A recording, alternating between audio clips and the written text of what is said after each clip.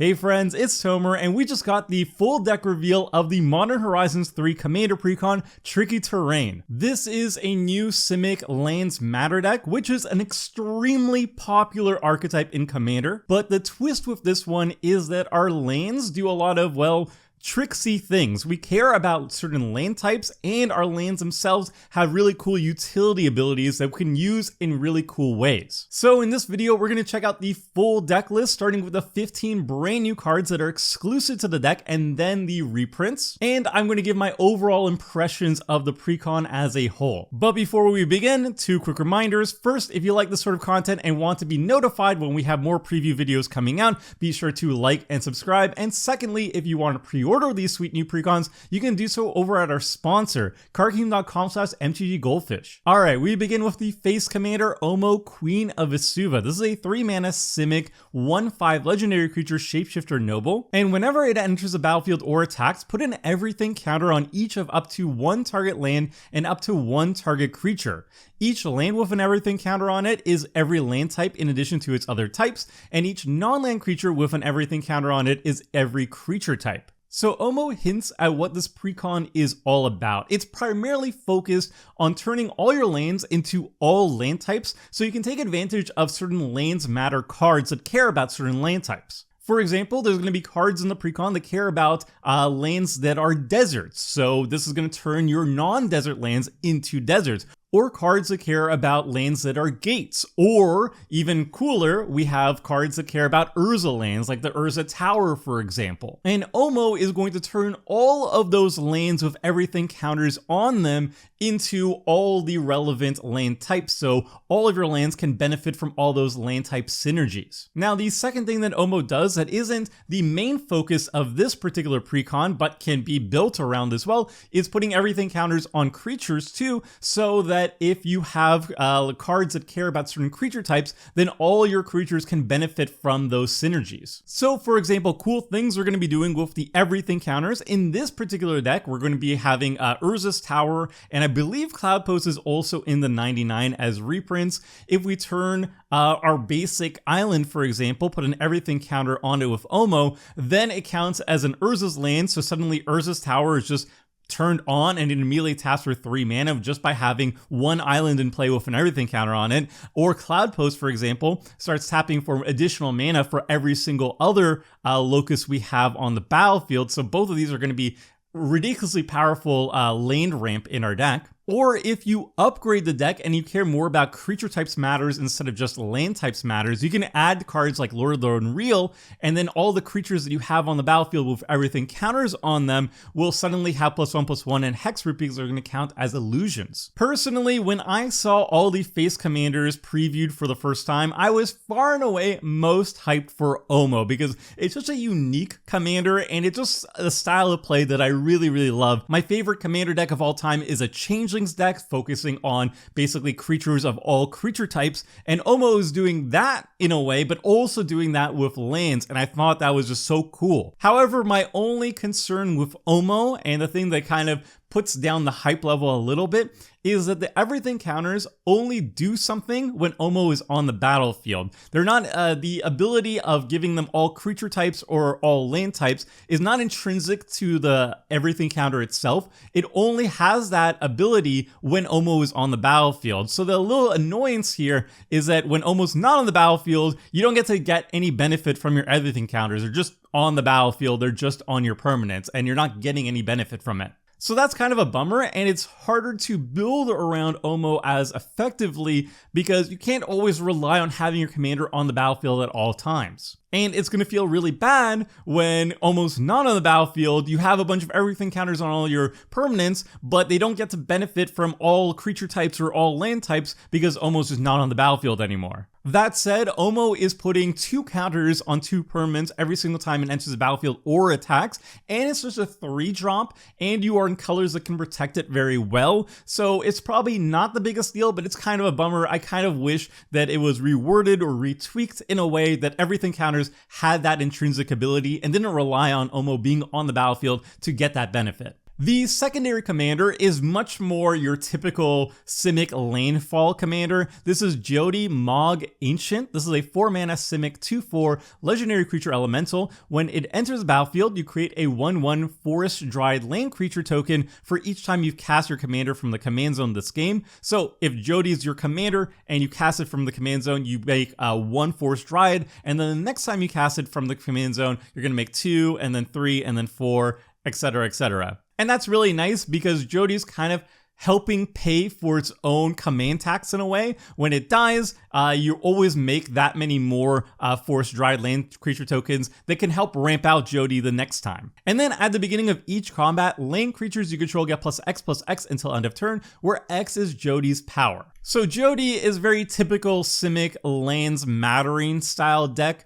but it is more offensively focused, which I really like and appreciate. Because if you're a Simic landfall deck, they're kind of known for taking incredibly long turns as they're playing a billion lands, drawing a billion cards, and then playing more lands, drawing more cards, dirtling and going off like that. I would much prefer when you go for a strategy that is inherently dirtly, to have a commander or a sub-theme going on that kind of just ends the game, so that the dirtling has an end point to it that is sooner rather than later. And Jody fulfills that by not just being ramp in the command zone, but also being an overrun effect that it can end the game very swiftly. So the type of cards that you're going to be running in a Jody deck are cards that just animate your lands. So Sylvan Awakening is going to be the absolute best one because it just turns all your lands into 2/2s with Reach, Indestructible, and Haste, and that's really sweet. And then other really cool cards are like Embodiment of Insight, which also animates a land whenever you have a landfall trigger. And then Tatyova, Steward of Tides, also animates lands, but also gives them flying, which is especially sweet. So while I will say that Simic Lands is not my favorite archetype, I don't really like exceptionally dirtly archetypes.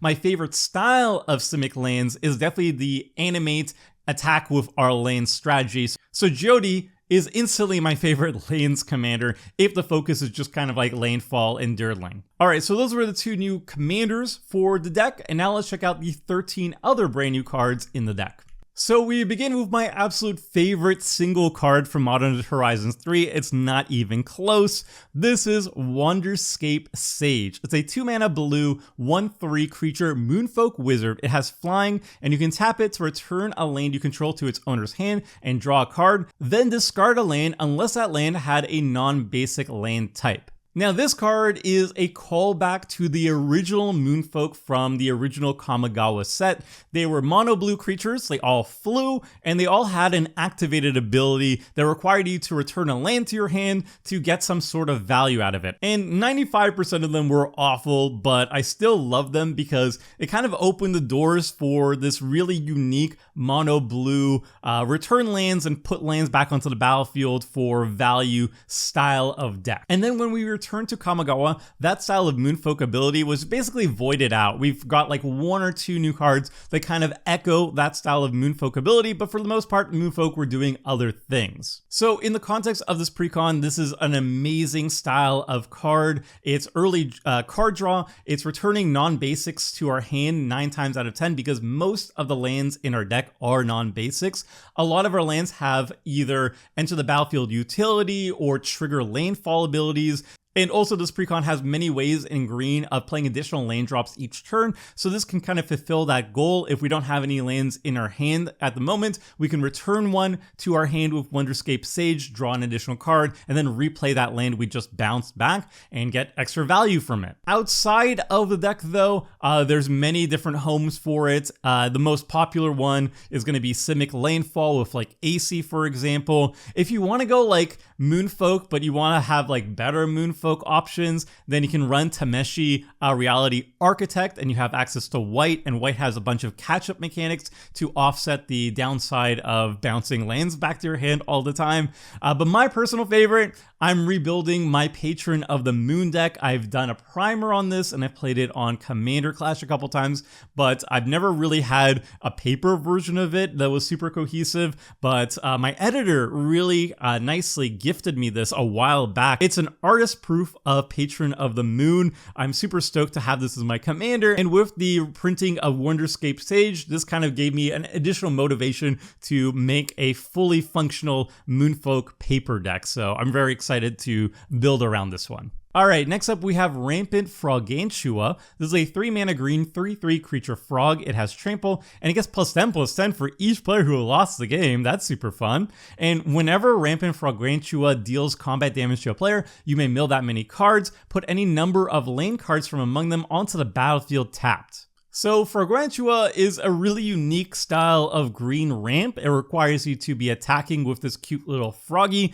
It also fills your graveyard at the same time, and then it could ramp potentially many lands. And this is a prime candidate for like pump effects too. So if you have any ways of pumping up the Frogantua's power, not only are you dealing more damage to your opponents, but also you're milling more and therefore ramping out additional lands. So this is ramp in your deck that has a significant hoop to jump through.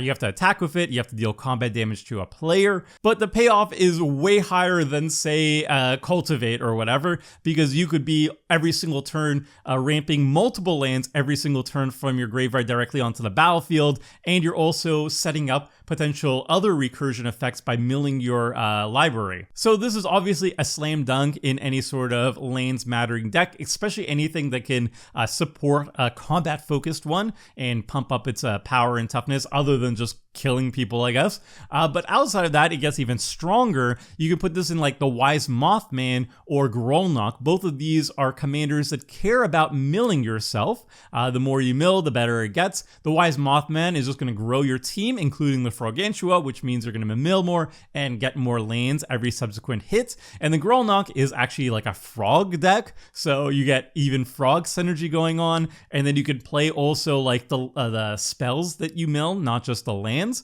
which is really cool. So yeah, now Frogantua is just a really powerful card. It's going to be good in any sort of lands mattering deck, but it's especially good in like frog matters or like self-mill matters. Next, we've got Sage of the Maze. This is a 3-mana green 1/3 elf wizard. You can tap to add 2 mana in any combination of colors, and there's no stipulations on how you spend it, so that's already quite powerful compared to other 3-drop mana dorks. And then you could also tap it until end of turn. Target land you control becomes an XX citizen creature with haste in addition to its other types, where X is twice the number of gates you control, activate only as a sorcery. And then you could tap an untapped gate you control, untap Sage of the Maze. Oh my goodness.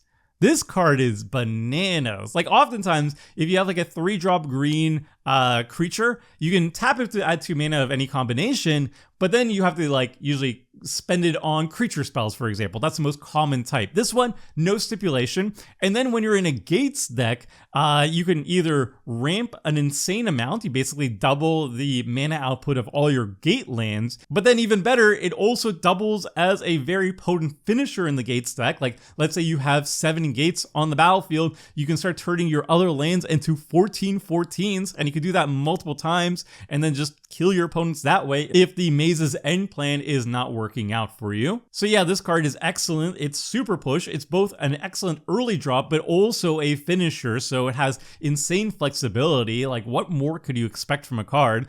It's going to be good in the Precon, obviously, because we're going to be turning up a lot of our lands into Gates, and we also run some Gates too. But obviously, if you're focusing on Gates as an archetype, it gets even better. So it's going to be an all-star in Nine Fingers Keen, or if you're going 5-color Gates, I ran Child of Alara for maximum grief, it's going to be even better in those decks too.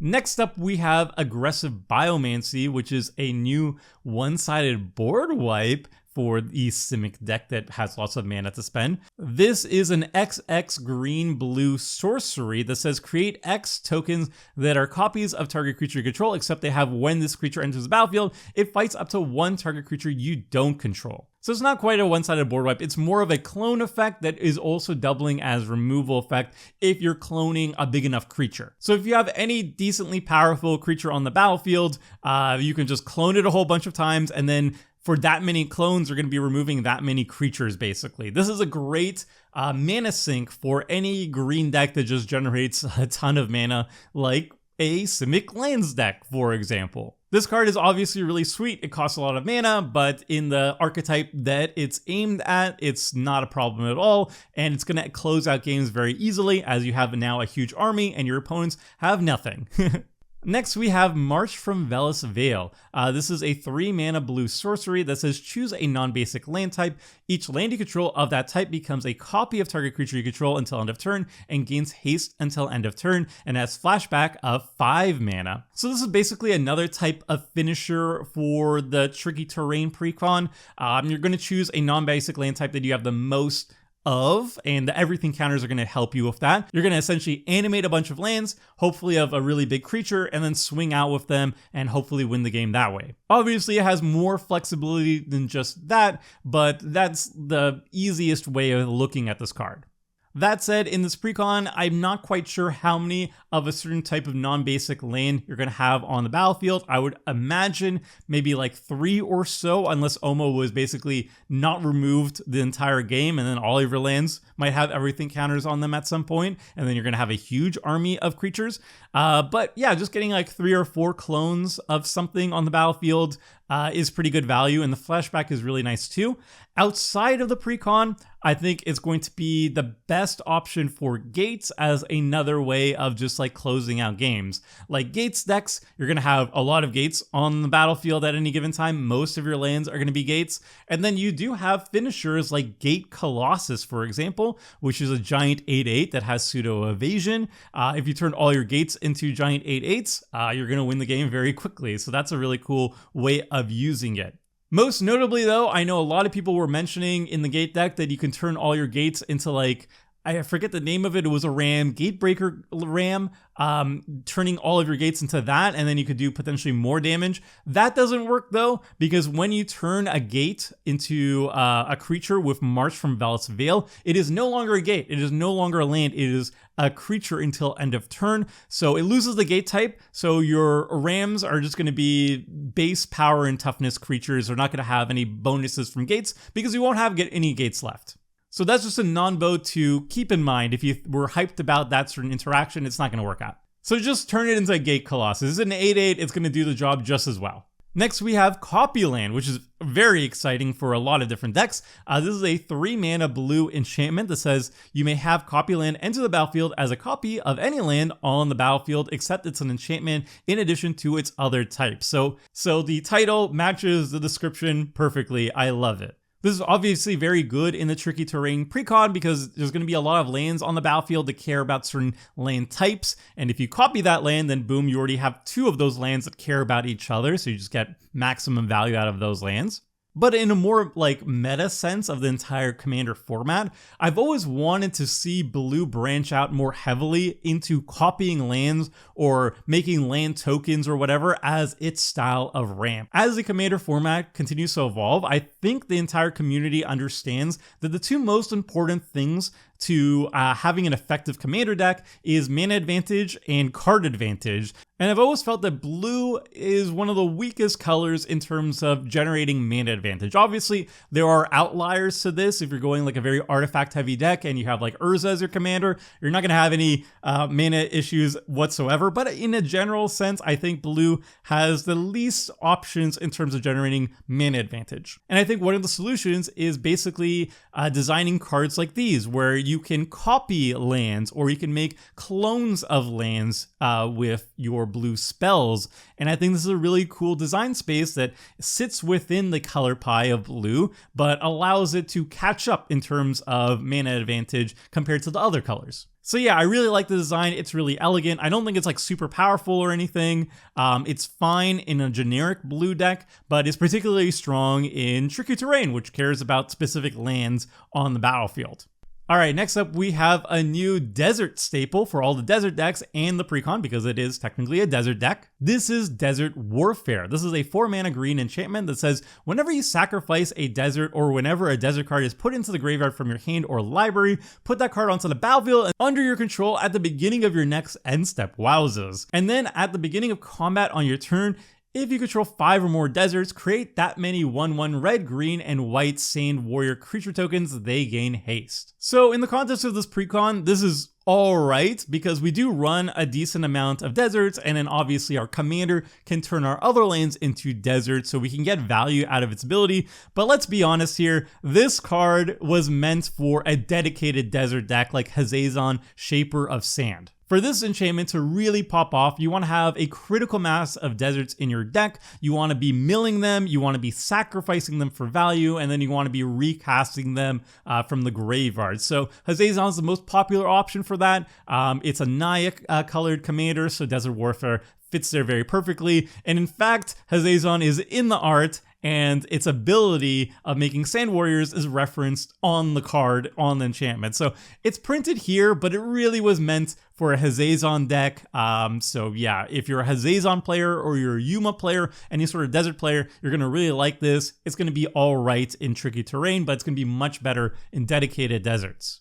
And in a desert deck, this is going to be like one of the best cards in your entire deck. You're going to be ramping like crazy, and you're also going to double up as a win condition. Like, this is a recurring thing we're seeing with a lot of these new land matters cards, is not only are they insane ramp, but they also just win you the game. And like, I think that's super overpowered in one sense, but at the same time, I'm happy that at least it's giving the landfall player, the lands matter player, an army for free to just win you the game. Like, landfall players, if left to their own devices, are just gonna run more and more Dirtle cards, right? So if you staple a finisher to the best Dirtle cards, then your landfall players are actually gonna win the game and end the suffering for the rest of the table. So I really like that. It's super overpowered, it's super pushed, but I appreciate that the game will end. All right, moving on, we have some new lands that are coming with the Precon. The first one is Horizon of Progress. This has 3 abilities. The first one, you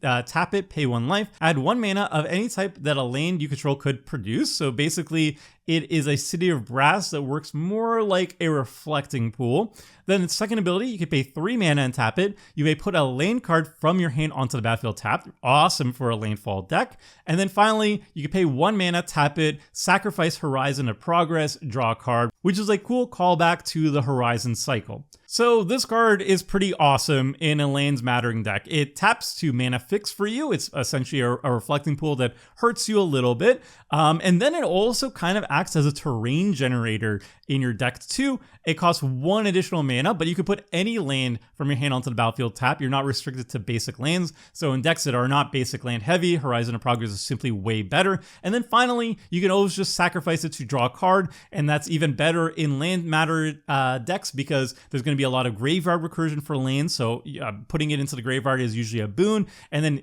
sacrificing lands is sometimes beneficial too. You might have beneficial triggers going with that as well. Like the last card we just saw that cares about deserts going into the graveyard. So if you put an everything counter on this with Oma, it becomes a desert. And then when you sacrifice it, you can immediately put it back onto the battlefield while drawing a card, which is really nice. So yeah, A+ new land. Next, we have another sweet land. It's Lazotep Quarry. This is a desert. You can tap for colorless. You can tap to sacrifice a creature, add 1 mana of any color.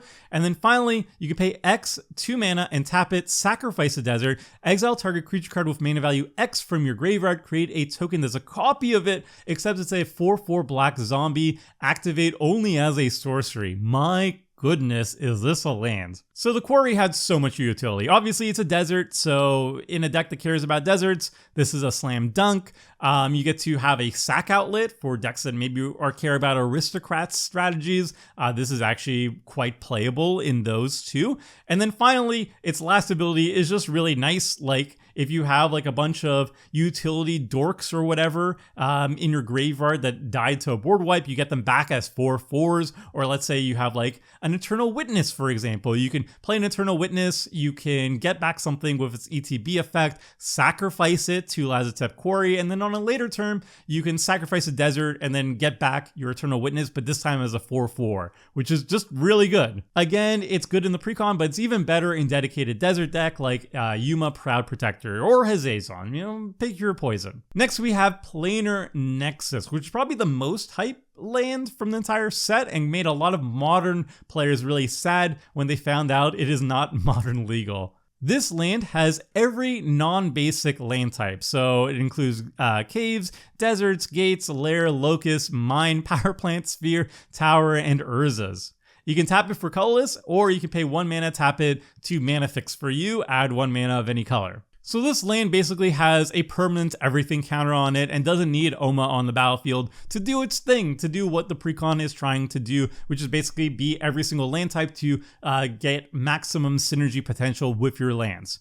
So obviously one of the best cards that go really well with it is Urza's Tower. So if you have Planar Nexus on the battlefield and then you have Urza's Tower on the battlefield, the tower immediately taps for 3 colorless mana. So if you go Planar Nexus and then Urza's Tower on turn 2, you have 4 mana available. Next we have Sunken Palace. This is a new cave that enters the battlefield tapped. It can tap to add 1 blue, or you can pay 2 mana, 1 and a blue, and tap it, exile 7 cards from your graveyard, add a blue. When you spend this mana to cast a spell or activate an ability, you copy that spell or ability. You may choose new targets for the copy. So this card is really good in a self-mill deck. You have to exile 7 cards from your graveyard, which is a very notable requirement to activate its ability. And you also never want to recur those things. So you really want to be like dedicated self-mill.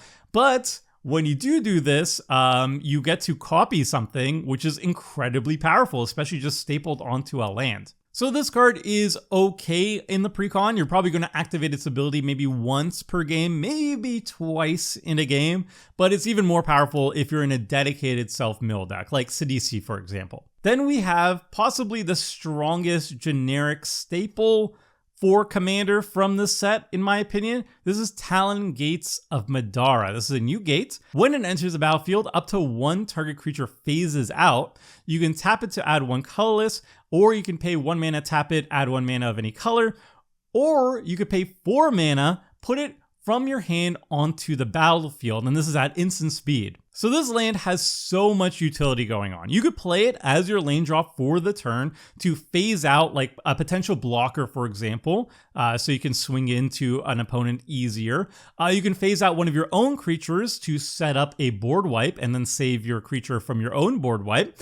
Or you could just not play it as a lane drop for your turn and just pay 4 mana, put it directly onto the battlefield. It counts as ramp, and it will be also instant speed, for example, saving one of your creatures from removal, be it a board wipe or a target removal. Or you could like phase out an opponent's creature if they're about to pop off and combo off. You can squash their combo. Or if they're swinging a big threat at you, you could just phase out the attacker and then not take any damage from it, all while ramping out an untapped land. It's absolutely ridiculous. So yeah, I think a lot of decks can benefit from Talon Gates of Madara. Like most commander decks, honestly, can benefit from this card. The only downside is it taps for colorless, and the mana fixing is not super efficient, mana efficient rather. So you want to have it in like 1 color, 2 color, 3 color decks. And I would probably avoid putting it in like 4 or 5 color decks. The only exception being gate decks. Like if you're in a gate deck, it doesn't matter how many colors you're running, just run this card. It's even better there. This is the type of land you really want to be bouncing back to your hand to really utilize its insanely powerful enter the battlefield phase out trigger. So yeah, the card is absolutely cracked. Next, we have a new Locust. This is Trench Post. You can tap it to add 1 colorless, or you can pay 3 mana and tap it. Target player mills a card for each Locust you control. So this is one of the weirder utility cards. Basically, I think its main purpose is to just kind of mill yourself. Hopefully you have like a couple locusts on the battlefield, including this one, and you're going to be milling yourself for like 3 or 4 cards per activation. And that could set up some like mass land recursion, for example, like a Splendid Reclamation. Or if you're Seth feeding the Rhystic Study player all game long and he keeps saying, maybe we can mill them out. Well, Trench Post can actually do that. Maybe it'll be actually your win condition and you'll actually mill out the Rhystic Study player. It's not going to happen, but there's a chance. Alright, so those were all of the brand new cards in the Precon, and now we're going to check out the rest of the deck, the reprints, and we're going to be starting with the most expensive reprints that you'll find in the deck. Keep in mind that these prices are going to plummet when this Precon comes out, because more of these cards are going to be entering the market, and therefore the prices are going to tank. But in terms of reprint quality, like my goodness, there's some heavy hitters here. The most expensive one by far is Apex Devastator, which is a casual favorite. It's kind of odd to see it here because it doesn't do anything with lands mattering, but I guess Wizards of the Coast just wanted like a big top-end flashy card to help you end the game. And Apex Devastator definitely does it, and it's just a fun card. $23 currently. Hopefully that price is going to go down to like 10 or so. Then we have Vesuva, a much needed reprint that does like shenanigans, lane shenanigans stuff, and it is very thematic with the rest of the Precon. Obviously, Omo is queen of the Vesuva, so this is cool to see its location. Mana Reflection is wildly expensive, my goodness. Yavimaya, Cradle of Growth, one of the best lands. It's just great to see a reprint here. And usually I do top 4, but there were so many expensive cards that I want to shout out 2 more of them. Uro is also in the deck, which I'm very surprised to see here, but I'm really happy to see here. And Uro is particularly awesome in this particular deck because it works so well with the gate that enters the battlefield phasing out creature. Because you could do like turn 3 Uro, ETB, put a land from your hand onto the battlefield. You put the gate land onto the battlefield, phase out Uro with its enter the battlefield trigger, and then you don't actually have to sacrifice Uro because it's phased out. So you just have a 3 mana 6/6 creature that whenever it's attacking, you draw a card, ramp out a land, and gain 3 life. You don't have to do the whole escape shenanigan. It's just turn 3, you have Uro on the battlefield. It's absolutely nutty. That's just a thing the Precon can do. Then we also have Dryad of the Elysian Grove. It's just fantastic. It turns all our lands into every single basic land type, and it allows us to play additional lands. That's just what you want to be doing in a Simic Landfall deck. And we also have Dark Depths in the deck, which is not like crazy expensive, not as expensive as the other ones. It's $7, which is still something, but we also have Thespian Stage in the same Precon. So you could do the Dark Depths combo in the Precon. You can go Dark Depths into Thespian Stage, copy Dark Depths with Thespian Stage, so it will be a copy of Dark Depths with 0 ice counters on it, and you immediately have a 2020 flying token, Merit Lodge. That's ridiculous. You're doing like the legacy thing in a Precon. I love this. It's so cool. So those are the most notable expensive reprints in the Precon. Also keep in mind that the card images you see here are not going to be the same card editions you're going to be finding in the Precon. Some of them are going to have different arts, and all of them are going to have different set symbols. They're going to be the Modern Horizons 3 Commander set symbols, not whatever the set symbols you see on the screen are. Now we're going to check out the rest of the reprints. We're going to be starting with creatures, and we're going to be working away from lowest mana value to highest mana value. So we got Poison Dart Frog. This is just early game ramp that is a nice deterrent because you can get Death Touch. It's not very good here, but it's okay. Satyr Wayfinder is a staple in landfall decks because it gets you a land into your hand and then mills a bunch, so you can do graveyard shenanigans.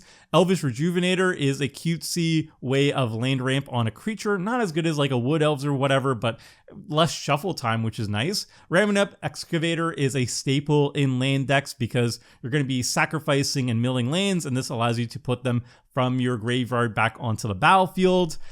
Scoot Swarm, another landfall staple. You just win the game with an army of Scooties.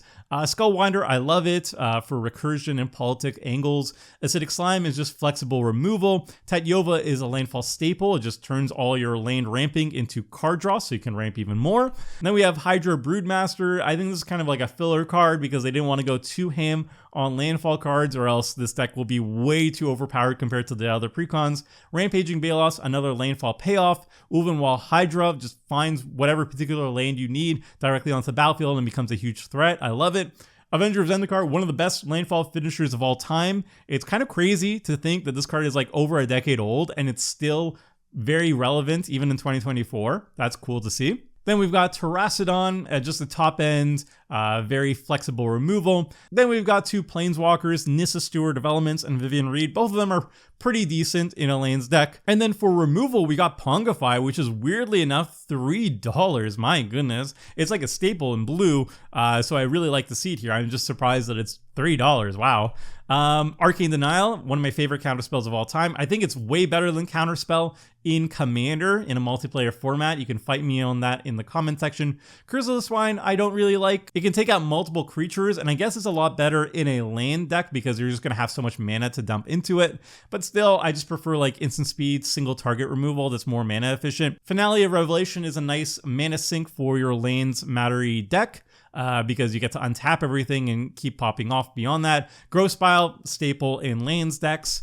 Sylvan Scrying, another staple lands deck, just find the land you need.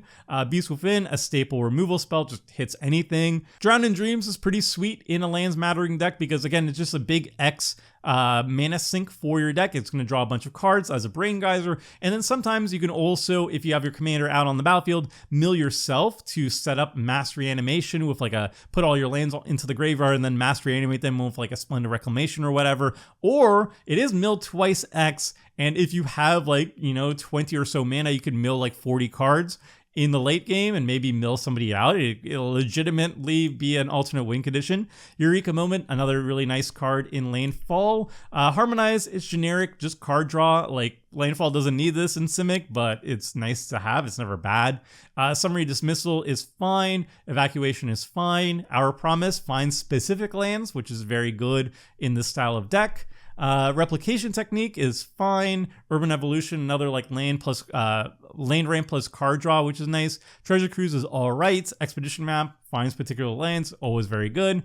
Sol Ring, Arcane Signet, Chromatic Lantern, these are all fine. I think Chromatic Lantern, not that great in a 2-color deck, but I guess we run a bunch of colorless lands, so that allows you to tap them for mana, which is nice. Mirage Mirror is always fun to have. Oblivion Stone is a nice generic board wipe for a Simic deck. Sirius Sundial, pretty bad. Simic lands does not need this. It's pretty bad, but I guess it's here. Whatever. Propaganda, really important in a Simic lands deck because you will be the enemy at the table. It doesn't matter what type of land deck you're doing, you're still Simic lands, you must die. So Propaganda is a nice deterrent for that. Then we look at the lands, and lands are actually very exciting here because they're the true heart of Tricky Terrain. It's all about lands mattering and land types mattering. So Basilisk Gate is a payoff for your gates, and it's like a finisher, which is nice. Then we got Blast Zone, which is removal on a land. Cloud Post, which can act as big ramp if you have a bunch of locusts on the battlefield. Command Tower is nice. Then we have a bunch of deserts. Desert of the Indomitable, Desert of the Mindful, Dreamroot Cascade, very nice. Flooded Grove, very nice. These are just generic untapped mana sources that mana fix for you. Glimmer Post gains you some life, which is very cute. Hashep Oasis, another desert. Hidden Cataract and Hidden Nursery, these are caves that you can cash in to cast a different spell, which is cool. Lair of the Hydra is just a finisher on a land that can animate itself, which is nice. Lumbering Falls is a mana fixing land that can animate itself. Lush Oasis is another desert that mana fixes and pings, which is cool. Overflowing Basin's nice. Quandrix Campus, even in a lands deck, I don't want to spend that much mana to scry one, but whatever. Simic Growth Chamber works really well with the ETB type lands. It's cool here. Simic Gilgate, it's filler. It's not great here. Temple of Mystery, it's fine as well too. Thornwood Falls is fine here too. I kind of wish we had better lands than these like awful tap lands, but whatever, it's fine. Then we have the Urza cycle, which I'm really hyped for. Urza's Mine, Power Plant, and Tower, they're all here, and they work way, way better with Omo because 2 of them are going to immediately start tapping for 2 mana as soon as we put an everything counter on one of our lands. And then Urza's Tower is going to tap for 3, which is the best of the best. Vine Glimmer Snarl is, oddly enough, not that great here because we don't actually have that many forests and islands, weirdly enough, because we're very non-basic land heavy, but it's still fine. And then finally, the last 2 lands that aren't basics are Volatile Fault, which is okay, and Yavimaya Coast, which is very good. All right, so that is the full deck list. And in terms of closing thoughts, I will say that Simic Lands is one of my least favorite archetypes in general. Like if it's led by AC or whatever, I really don't like insane dirtly decks that just kind of like ramp and then draw cards to ramp more and then draw cards and ramp more. And I always dislike the fact that it's very difficult to interact with a lands player because we're very limited in ways to actually remove or destroy lands or punish this strategy without like making the rest of the table miserable, like MLD, for example. So that's always a bit annoying for me. However, if I am to play a lands deck, this would be the style I'd be very much interested in. Doing something with the lands, land types mattering. This is a unique twist that I'm really excited for. All right, so that's my analysis of Tricky Terrain. We've got one more Commander Precon that's going to be spoiled later today, and I'm going to have the video out either later today or early tomorrow, depending on when it gets spoiled, basically. So be sure to like and subscribe if you want to be notified when that video comes out. After that video, I'm going to be doing a full breakdown of all the legendary creatures that can be your commander. I'm going to be ranking them in a tier list, and then I'm going to be ranking and analyzing and upgrading all 4 of the precons in its own video too. So be sure to like and subscribe if you want to be notified when those come out. And then after that, I'm probably going to do more Modern Horizons 3 content with like shorts and other type of videos highlighting some cool new commanders from the set or new archetypes from the set. So I'm going to go back to work on those videos. I'm going to be back soon with the next preview precon. And until then, friends, see ya.